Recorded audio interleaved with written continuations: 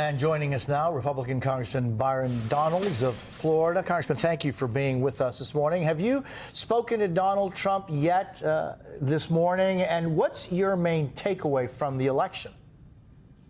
I haven't spoke with him this morning, spoke with him some last night. The big takeaway is the greatest political comeback in American history, and also the beginning of a political realignment behind Donald Trump. Hispanic voters, black voters, working class men and women all through our country, independents, young voters, they all decided the same thing, that we needed a change in leadership, we needed a change in direction, and we needed a vision to put the American people first, and that vision was provided by Donald Trump. Let's listen to some of what we've heard from now President-elect Donald Trump, some of his rhetoric during the campaign.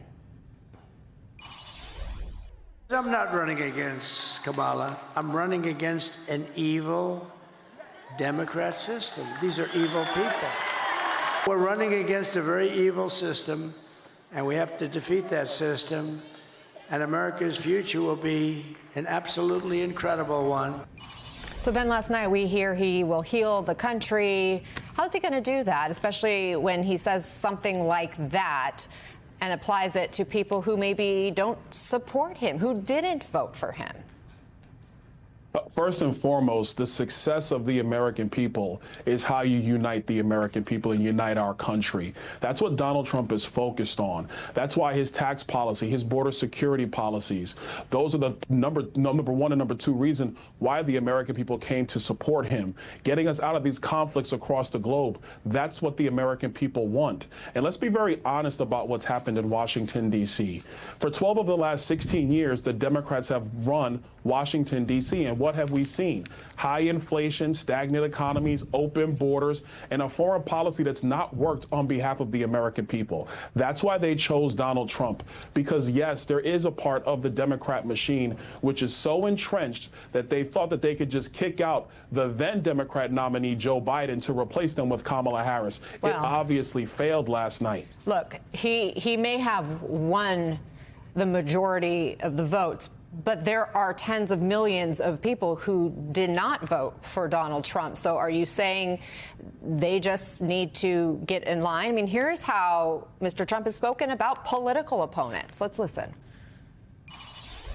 She's a crooked person. She's a bad person. Evil. She's an evil, sick, crazy bad. Oh, no. It starts with a B, but I won't say it. I want to say it. Adam Schiff and all this scum that we have in this country. She's a radical war hawk. Let's put her with a rifle standing there with 9 barrels shooting at her, okay? Let's see how she feels about it. Congressman, how do you answer Americans who are concerned that he will make good on his promises, we've heard, to exact retribution against political opponents? Well, actually, let's make one thing very, very clear. Donald Trump's focus is on the American people, the forgotten men and women of this country, the people that work hard every day, the people that want safe streets, the people that want to build generational wealth, the people that want to pass something on to their children.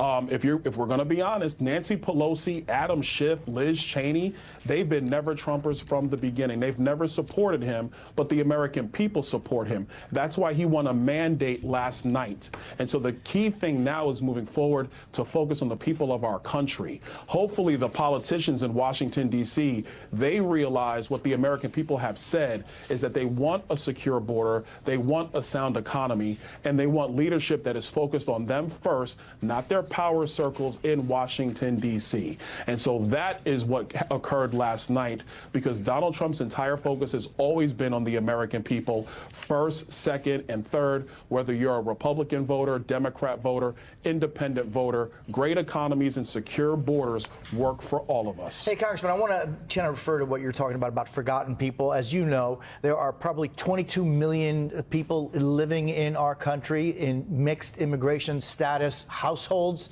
There are 10 or 11 million people who have been here, many for decades, with U.S.-born children that have participated and continue to participate in our economy. There are young men and women, recipients of DACA, that know of no other country but this one.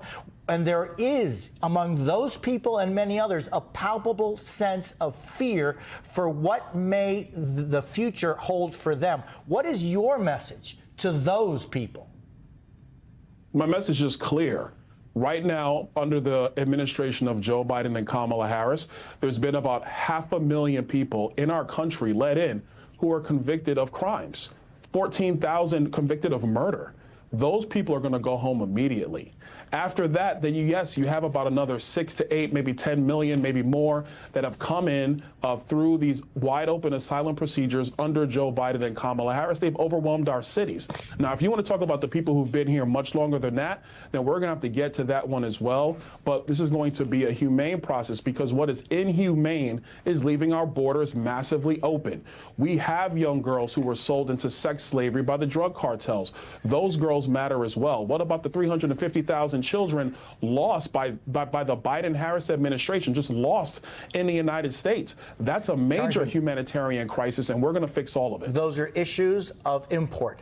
My question, once again, what do you say to those that aren't the ones that have crossed the border in the last couple of years, but the ones that have been here and that who in many ways have, through their actions in our country, been vetted?